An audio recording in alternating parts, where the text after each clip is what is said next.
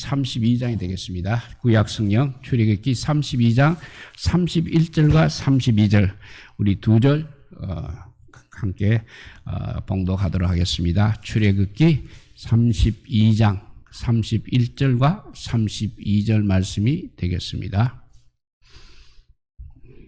출애굽기 32장 31절에서 32절 같이 읽겠습니다. 모세가 여호와께로 다시 나아가 여짜오되 슬프도소이다. 이 백성이 자기들을 위하여 금신을 만들었사오니 큰 죄를 범하였나이다. 그러나 이제 그들의 죄를 사하시옵소서. 그렇지 아니하시오면 원하오건대 주께서 그 기록하신 책에서 내 이름을 지어버려 주옵소서. 아멘. 예, 모세가 한 중보 기도입니다. 정말 모세는 평생 기도의 사람으로 살았다고 할 수 있겠습니다. 그가 인생의 위기를 만날 때보다 모세는 항상 무릎으로 승부를 하였습니다. 백성들이 모세를 원망하며 돌을 들어 죽이려고 할 때에도 그냥 도망가는 것이 아니라 그 자리에서 무릎 꿇고 기도했습니다. 아말렉과 싸울 때도 산 위에 올라 두 손을 높이 들고 기도를 하였습니다. 또 이스라엘 백성들이 금송아지를 만들어 우상을 숭배해 하나님이 그들을 진멸하겠다고 말씀하실 때에도 모세는 중보 기도를 드렸습니다. 하나님께서는 모세의 기도를 들으시고 뜻을 돌이켜 말씀하신 화를 내리지 않으셨습니다. 모세는 시내산에 올라 다시 기도의 무릎을 꿇고는 자신의 슬픈 감정을 숨기지 않고 드러내었습니다. 31절을 다시 한번 읽어봅니다. 모세가 여호와께로 다시 나아가 여짜오되 슬프도소이다. 이 백성이 자기들을 위하여 금신을 만들어 싸우니 큰 죄를 범하였나이다 라고 했습니다. 왜 모세가 이렇게 슬퍼하고 있는 것입니까? 백성들이 자기들을 위해서 금송아지를 만들어 하나님 앞에 너무나 큰 죄를 지었기 때문입니다. 모세의 슬픔은 바로 이스라엘 백성들이 지은 죄 때문인 것입니다. 우리에게도 이런 죄를 지을 때마다 이런 슬픔이 있어야 하는 것입니다. 그래야 우리도 모세처럼 중보의 자리에 나아가 중보의 기도를 드릴 수 있을 것입니다. 이스라엘 백성들이 지은 죄로 인해서 그렇게 슬퍼했던 모세는 이제 자신의 목숨을 걸고 기도하기 시작합니다. 그 말씀이 32절입니다. 그러나 이제 그들의 죄를 사하시옵소서. 그렇지 아니하시오면 원하건대 주께서 기록하신 책에서 내 이름을 지워버려 주옵소서라고 했습니다. 모세는 백성들의 죄 사함을 위해서 기도하면서 만일 하나님께서 그들의 죄를 사해 주지 않으시려면 주님의 기록하신 그 책에서 자신의 이름을 지워버려 달라고 말씀하고 있습니다. 주께서 기록하신 책이라는 것은 바로 구원받은 자들의 이름이 기록되어 있는 생명책을 말하고 있는 것입니다. 성경을 보면 생명책에 관한 말씀이 많이 기록되어 있습니다. 계시록 20장 15절에 보면 누구든지 생명책에 기록되지 못한 자는 불못에 던져지리더라 했습니다. 아무리 선하고 세상적으로 어렵게 살아도 이 생명책에 이름이 기록되지 못한 사람은 유황불이 타오르는 지옥에 던질 수밖에 없다는 말씀입니다. 그러면 누가 천국에 들어갈 수 있는 것입니까? 계시록 21장 27절에 보면 오직 어린 양의 생명책에 기록된 자들만 들어가리라 했습니다. 오직 죽임을 당한 어린 양의 생명책에 그 이름이 기록된 자만이 천국에 들어간다는 것입니다. 그래서 예수님도 70인 전도단이 돌아와서 누가복음 10장 17절에 이렇게 말할 때 즉 주의 이름이면 귀신들도 우리에게 항복하되이다 라고 그렇게 70인 전도단이 말할 때 누가복음 10장 20절에 예수님께서 그러나 귀신들이 너희에게 항복하는 것으로 기뻐하지 말고 너희 이름이 하늘에 기록된 것으로 기뻐하라고 말씀하셨습니다. 그런데 모세는 이 백성들의 죄를 사해 달라고 그렇게 기도를 하면서 그렇지 아니하시오면 원하건대 주께서 기록하신 책에서 나의 이름을 버려 지워버려 주옵소서라고 기도를 한 것입니다. 무슨 말이냐 하면 자신의 죽음으로 백성들의 죄가 사함을 받을 수만 있다면 대신 자신의 이름을 생명책에서 지워버려도 괜찮다는 것입니다. 모세는 백성들의 죄사함과 구원을 위해서 하나밖에 없는 자신의 생명을 걸고 이렇게 기도한 것입니다. 모세는 왜 자기 목숨까지 걸고 하나님께 중보 기도를 드렸습니까? 모세는 자기 백성들을 너무나 사랑하였습니다. 그런데 반대로 이스라엘 백성들은 어땠습니까?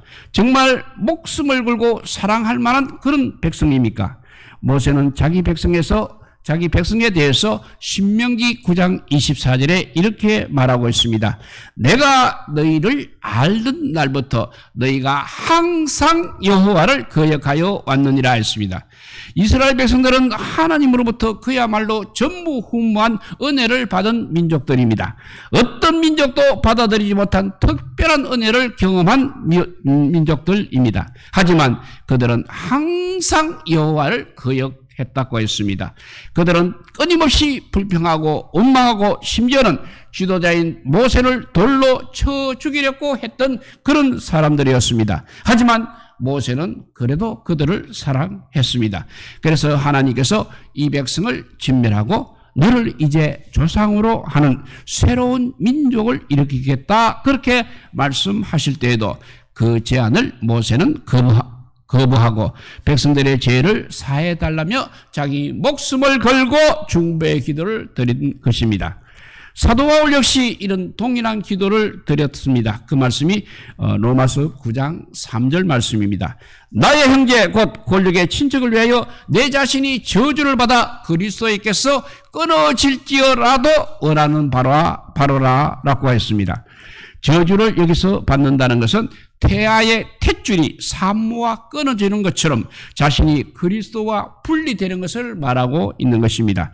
이는 곧 영원한 사망에 이르게 된다는 것입니다. 하지만 바울은 자신이 저주를 받아 영원한 사망에 이를지라도 형제 곧 권력의 친척인 이스라엘이 그리스도를 영접해서 구원받기를 원했던 것입니다. 지도자는 이렇게 자기 백성을 사랑해야 하는 것입니다. 그런데 오히려 백성들을 선독하고 전략적으로 이용하는 지도자들은 이 세상에 너무나 많이 있습니다. 그런데 반대로 백성들의 눈물을 닦아줄 수 있는 지도자는 역사상 그렇게 많이 없는 줄 알고 있습니다. 영적인 지도자도 역시 마찬가지인 것입니다. 예수님은 선한 목자는 양들을 위해서 목숨을 버린다고 말씀하셨습니다. 그런데 오늘날 양들을 위하여 과연 자기 목숨을 버릴 수 있는 목자가 얼마나 되겠습니까? 모세는 자기 백성들을 더 사랑해 자신의 목숨을 걸고 그들의 죄 사함과 구원을 위해서 이렇게 기도했던 것입니다. 백성들의 죄 사함과 구원을 위해 자기의 목숨을 내어 놓으려 했던 모세의 희생이야말로 인류의 대속을 위해 십자가에 달려 죽으신 우리 주님을 생각하게 하는 것입니다. 예수님께서는 십자가에 달려 피 흘려 주고 가시면서도 이렇게 기도했습니다. 그 말씀이 누가복음 23장 34절 말씀입니다.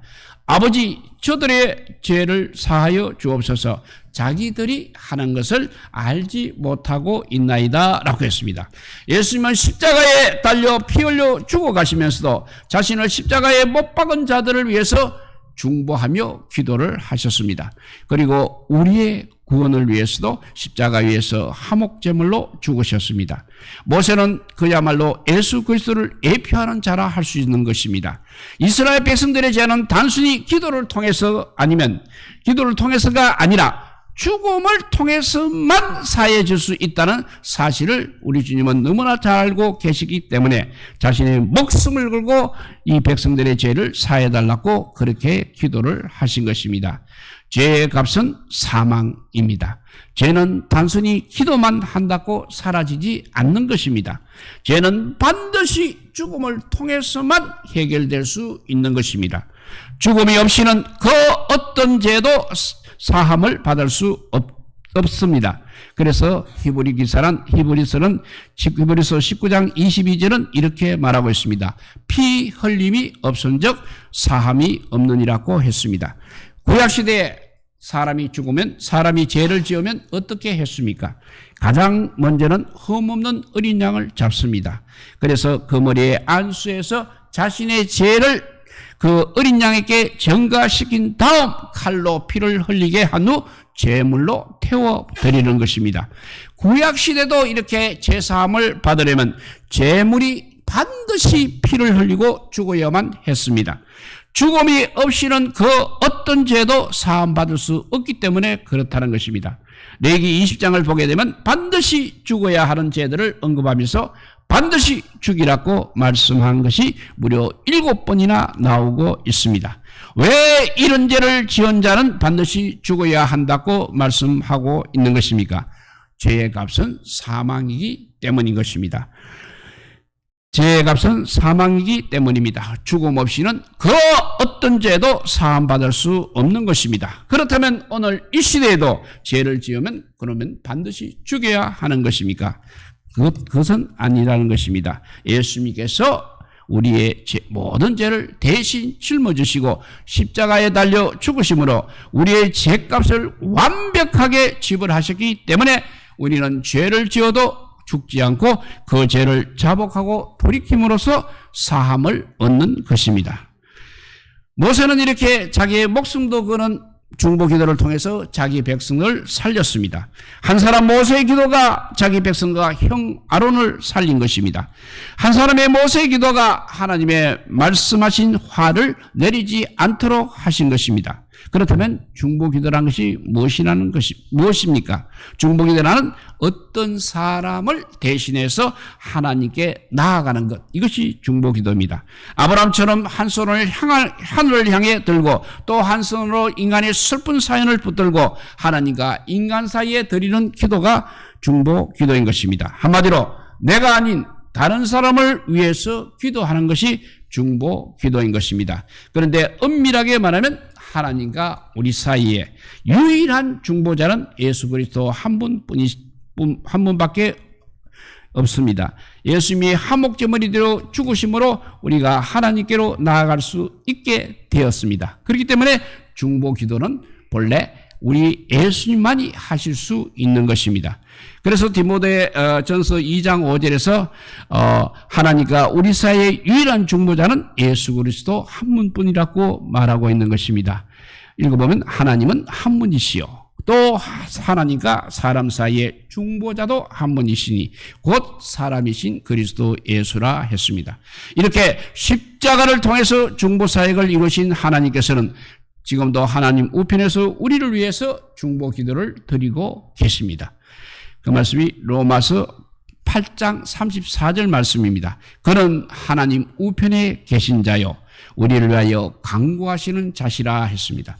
하나님과 우리 사이의 유일한 중보자는 예수 그리스도 한 분밖에 없습니다. 그러므로 엄밀한 의미에서 중보기도는 오직 예수님만이 하실 수 있는 것입니다. 그렇다면 우리가 우리나라를 위해서도 기도하고 또 남을 위해서도 기도하는 것은 무엇입니까? 굳이 정해서 말한다면 용어를 정해서 말한다면 도고라고 할 수 있겠습니다. 사도 바울은 디모데전서 2장 1절에서 모든 사람을 위하여 간구와 기도와 도와 감사를 하되라고 했습니다. 여기서 도고가 빌도자의 구할 고자로 문자적으로 말하면 기도로 구한다는 뜻이 되겠습니다.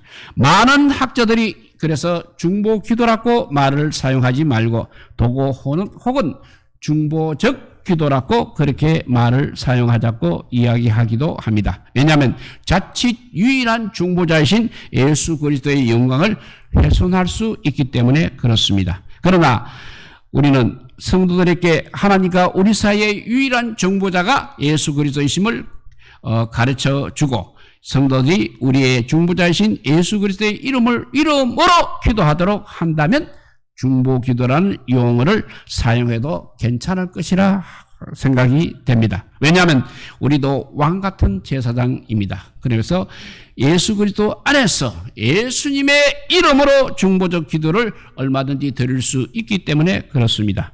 또 다른 이유를 들려면 중보기도라는 말이 이미 우리 한국교회에 너무나 토착화 되어 있기 때문에도 그렇습니다. 사실 주님의 마음을 품고 나라와 민족, 열방과 이웃을 위해 기도하는 것이 중요하지, 용어의 문제를 가지고 논쟁하는 것은 오히려 바람직하지 않은 것입니다. 그러면 중보기도는 과연 우리에게 어떤 유익을 주고 있는 것입니까? 인간이 얼마나 이기적인 존재인지 모릅니다. 예를 들어서 사위가 내 딸에게 잘해주면 그렇게 기분이 좋다가도 내 아들이 며느리에게 잘해주게 되는 것을 보게 되면 기분이 나빠지는 것입니다. 주말 고속도로에 차가 밀려서 많은 차들이 급히 운행을 하고 있는데 내가 탄 차가 버스 전용 차수로 신나게 달리게 되면 그렇게 기분이 좋을 수가 없는 것입니다. 또 효모 시설이 필요하다고 말은 하면서도 내 마을에 내 집 근처에 들어서서는 안 된다고 그렇게 이야기하니까 인간은 정말 이기적인 존재입니다. 우리는 또한 이런 이기주의 시대에 살고 있습니다. 그래서 사람들은 자기 자신밖에 모르고 있습니다. 그래서 성경은 말세가 되면 사람들이 자기를 사랑한다, 그리고 돈을 사랑하며 자랑할 것이라고 했습니다. 그렇기 때문에 이 이기심을 뛰어넘어 다른 사람을 위하고 다른 사람을 사랑하는 것은 결코 쉽지 않은 것입니다. 그렇게 살게 되면 오히려 왕따가 될 수 있는 것입니다. 하지만 중보기도는 우리로 하여금 그런 이기심을 뛰어넘어 주님의 마음을 품게 하는 것입니다. 그래서 누군가를 위해서 기도하게 되면 우리 마음이 그것을 향하게 되고 그 사람에게 관심을 갖게 되는 것입니다. 우리는 중보기도를 드림으로 기도의 지경을 넓혀야 하는 것입니다. 기도의 지경이 넓어지려면 그만큼 이기심을 뛰어넘게 되고 이타적인 사람으로 변할 수 있기 때문에 그렇습니다. 이스라엘과 아말렉이 싸울 때 모세는 산 위에서 올라가 두 손을 들고 기도를 하였습니다. 그런데 모세가 손을 들게 되면 이스라엘이 이깁니다. 그리고 반대로 손을 내리게 되면 아말렉이 이겼습니다. 그 말씀이 출애굽기 17장 11절입니다. 모세가 손을 들면 이스라엘이 이기고 손을 내리면 아말렉이 이기더니 라고 했습니다. 이 말씀은 모세의 중보기도로 이미 전쟁의 승패가 결정되어 있음을 말하고 있는 것입니다. 영적 전쟁의 승리는 바로 싸움의 현장이 아닌 기도의 현장에서 결정이 된다는 것입니다. 하나님께서는 모세의 중보기도를 들으신 후에 이스라엘 백성들의 죄를 사하여 주시고 백성들을 진멸하시겠다는 그 화를 내리지 않으셨습니다. 소돔과 고모라가 멸망받았을 때 아브라함의 중보기도를 통해서 롯의 가족들이 구원을 받았습니다. 또한 예루살렘 교회 성도들의 중보기도로 감옥에 들어가 있던 베드로가 옥문이 열리며 구원을 받았습니다. 이렇게 중보기도는 하나님의 용서와 구원을 경험하게 만드는 것입니다. 또한 하나님의 일하심을 경험하게 되는 것입니다. 독일의 평화적인 통일도 사실은 중보기도자들의 기도에 의해서 이루어졌다 해도 과언이 아닙니다. 1980년대 초 동독이 속해있던 라이프치히의 성니콜라이 교회에서 퓰로 목사와 청년 10여 명이 독일의 통일을 위해서 원료 기도회를 시작하였습니다. 그들은 퓰로 목사의 산상수훈 설교를 들은 후 독일 통일을 위해 촛불 시위가 아닌 촛불 기도회를 시작하였습니다. 그리고 그 기도회에 참여하는 인원이 매주 불어났습니다. 1989년 10월 9일 경찰이 집회를 방해하고 고속도로를 차단했음에도 불구하고 교회 내부에 2,000명, 밖에 약 1만 명이 모여서 기도를 하기 시작하였습니다. 그리고 한 달 후에 1989년 11월 9일 베를린 장벽은 피 한 방울 흘리지 않고 무너졌습니다. 독일의 통일은 이렇게 총과 칼에 의해서가 아니라는 것입니다. 또한 정치 지도자들에 의해서도 아니라는 것입니다. 함께 모여드린 중보의 기도가 바로 하늘의 보좌를 움직였기 때문인 것입니다. 우리나라의 통일도 조국을 위해서 이렇게 눈물을 흘리며 기도하는 중보 기도자들에 의해서 이루어질 것을 믿으시기 바랍니다. 이처럼 중보 기도는 이기심을 뛰어넘어 넓은 마음을 품게 만드는, 주님의 마음을 품게 만드는 것입니다. 중보기도는 다른 사람 하여금 승리의 삶을 살게 하는 것입니다. 하나님의 용서와 하나님의 구원과 하나님의 보호를 경험하게 되는 것입니다. 또한 하나님의 일하심을 보게 되는 것입니다. 하나님께서는 오늘도 모세처럼 중보하며 기도하는 사람들을 찾고 계십니다. 에스겔서 22장 30절 말씀입니다. 이 땅을 위하여 성을 사며 성 무너진 데를 막아서서 나로 하여금 일하지 못하게 할 사람을 내가 그 가운데서 찾다가 찾지 못하였다 했습니다. 성 무너진 데를 막아서서 하나님으로 하여금 멸하지 못하게 할 사람이 누구라는 것입니까? 바로 중보 기도자라는 것입니다. 하나님께서는 바벨론 포로 시대에도 이렇게 이 땅을 위해서 성을 쌓으며 성 무너진 데를 막아서서 하나님으로 하여금 멸하지 못하게 할 사람을 찾으셨다는 것입니다. 그런데 불행히도 그 사람을 찾지 못했다고 그렇게 말씀하고 있습니다. 우리 하나님은 모세처럼 이 민족을 품고 기도하는 사람을 분명히 찾고 계십니다. 똑똑하고 유능한 사람이 아니라 주님의 마음을 품고 북한 동포를 위해서 이 민족의 평화적 통일을 위해서 기도하는 자를 찾고 계신다는 것입니다. 무너져가는 세대를 위해서 깨어진 가정들을 위해서 주님의 몸된 교회와 지도자들을 위해서 중보 기도하는 사람을 찾고 계십니다. 성경을 보면 많은 하나님의 사람들이 바로 중보 기도자였습니다. 믿음의 조상 아브라함은 롯과 그 가족을 위해서 기도를 하였습니다. 모세는 여호수아의 군대가 알말렉과 싸울 때 산에 올라가서 두 손을 높이 들고 기도했습니다. 사무엘 선지자도 역시 자기 백성을 위해서 쉬지 않고 기도했다고 했습니다. 욥은 자녀들의 생일잔치가 끝나면 혹시 그들이 죄를 보며 마음으로 하나님을 욕되게 하지는 않았을까 해서 번제를 드리며 자녀들을 위해서 기도를 하였습니다. 느헤미야도 수일 동안 금식하며 민족의 죄를 회개하며 기도하였습니다. 스데반 집사님 또한 자기를 돌로 쳐 죽이는 자들을 위해서 기도를 하였습니다. 내비게이터의 창시자인 도슨 트루맨은 세계 지도를 펼쳐놓고 손가락으로 짚어가며 기도를 했다고 합니다. 그런데 시간이 지나고 보니까 자기의 손때가 많이 묻은 곳부터 부엉이 되었다고 합니다. 스펄전 목사님이나 D.L. 무디와 같이 한 시대에 하나님의 손에 붙들려 귀하게 쓰임받았던 분들은 반드시 그 뒤에 그들을 위해서 간절히 기도하는 중보 기도자들이 있었다는 것입니다. 우리 교회도 중보 기도를 많이 하는 교회가 되어야 하겠습니다. 그래서 각 금요 기도에 이렇게 나와서 중보 기도함으로써 하나님의 영광을 나타내는 우리 모든 성도가 되었으면 합니다. 그리고 기도의 사람 E.M. 바운저는 하나님에 관해 사람에게 말하는 것이 가장 위대한 일이다. 그러나 사람에 관해 하나님께 말하는 것은 훨씬 더 위대한 일이다. 이렇게 말했습니다. 결국 중보 기도하는 일이 얼마나 훌륭한가를 우리에게 가르쳐주는 말입니다. 이제 우리 모두 주님의 마음을 품고 나라와 민족을 위해서 또 누군가를 위해서 기도하는 위대한 사람들이 되시기를 우리 주님의 이름으로 축복드립니다. 기도하겠습니다. 사랑의 하나님 감사합니다.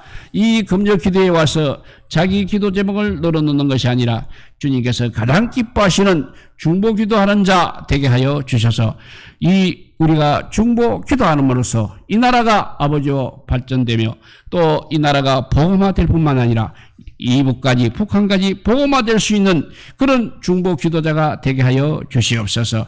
그러면 자연히 우리의 모든 사업과 우리의 모든 가족들이 정말 중보 기도자의 기도로 말미암아 또 한 번 부흥될 수 있도록 역사하여 주시고 우리 교회도 역시 중보 기도하는 사람들이 많이 찾아오는 그런 교회가 되게 하여 주셔서 하나님의 영광을 나타내게 하여 주시기를 간절히 빌고 원하올 때 이 모든 말씀 아무 공도 없으나 우리 구주 예수 그리스도 이름으로 기도드리옵나이다. 아멘.